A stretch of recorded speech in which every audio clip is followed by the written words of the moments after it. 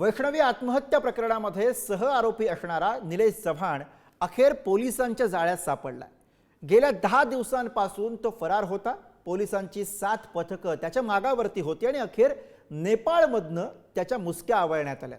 पण तपास यंत्रणांच्या नाकावर टिचून निलेश चव्हाण हा थेट नेपाळपर्यंत कसा पोहोचला, बघूयात या संदर्भातला हा स्पेशल रिपोर्ट।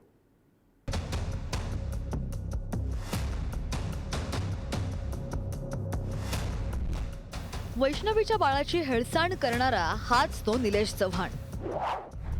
हगवणे कुटुंबात लुडबुड करणारा हाच तो निलेश चव्हाण। वैष्णवीची नणंद करिश्माचा मित्र असलेला हाच तो निलेश चव्हाण। गेल्या 10 दिवसांपासून फरार असलेल्या निलेशच्या मुसक्या आवळण्यात पोलिसांना यश आलंय। धक्कादायक बाब म्हणजे तपास यंत्रणांच्या नाकावर टिचून तो नेपाळमधील काठमांडू पर्यंत पोहोचला होता। फरार असताना निलेश चव्हाणचा प्रवास पुणे, कर्जत, रायगड, मुंबई, दिल्ली, गोरखपूर, सोनोली, उत्तर प्रदेश, भैरवा, नेपाळ, काठमांडू, नेपाळ। एखाद्या सराईत गुन्हेगाराप्रमाणे त्याचा ठाव ठिकाणा बदलला। मोबाईल किंवा अन्य कोणतीही इलेक्ट्रॉनिक उपकरणं तो वापरत नव्हता। पेटीएम, एटीएम, गुगल पे यांचाही वापर त्यानं टाळला। अखेर खबऱ्याच्या माहितीच्या आधारे एका लॉजमधून त्याच्या मुसक्या आवळल्या। पोलीस स्टेशन या ठिकाणी जो महिला आहे त्याच्या मृत्यू प्रकरणी गुन्हा दाखल आहे। त्या गुन्ह्यामध्ये निलेश चव्हाण हा आरोपी पाहिजे होता। त्या आरोपीच्या शोधासाठी गुन्हे शाखेचे 3 पथक रवाना करण्यात आले होते। सदर पथकाने आज निलेश चव्हाण या आरोपीस भारत नेपाळ बॉर्डरवरून गोरखपूर जिल्ह्यातील एका ठिकाणावरून दुपारी आज ताब्यात घेतलेला आहे आणि त्याला ते पिंपरी चिंचवडच्या दिशेने घेऊन येत आहेत। आज मध्यरात्रीपर्यंत तो आपल्या पिंपरी चिंचवड आयुक्तालयामध्ये त्याला आणण्यात येणार आहे। वैष्णवीच्या आत्महत्येनंतर तिचं बाळ हगवणे कुटुंबियांनी निलेश चव्हाणच्या ताब्यात दिलं होतं। कसपटे कुटुंबीय वैष्णवीच्या बाळाला घेण्यासाठी निलेश चव्हाणच्या घरी गेले असता त्यानं पिस्तूल दाखवून त्यांना हाकलून लावलं। याबाबत कसपटे कुटुंबियांनी तक्रार करून सुद्धा पोलिसांनी नेहमीप्रमाणे दुर्लक्ष केलं।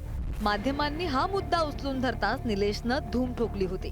प्रकरण तापल्यानं अखेर निलेश चव्हाण विरोधात वारजे पोलीस ठाण्यात गुन्हा दाखल करण्यात आला।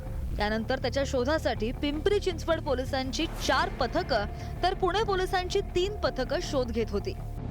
निलेश चव्हाणचा बांधकाम व्यवसाय आहे। पोकलेन मशीनच्या व्यवसायामध्ये सुद्धा तो सक्रिय होता।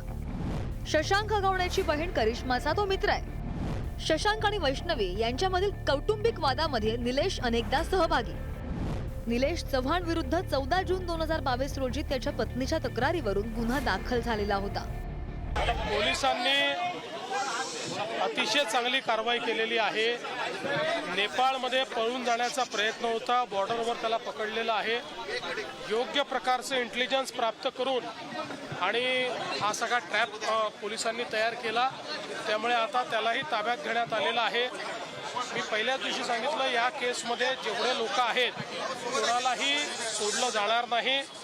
कुठल्याही प्रकारची हयगय याच्यात सहन केली जाणार नाही आणि अतिशय कडक अशा प्रकारची शिक्षा झालीच पाहिजे, हा प्रयत्न आमचा असणार आहे।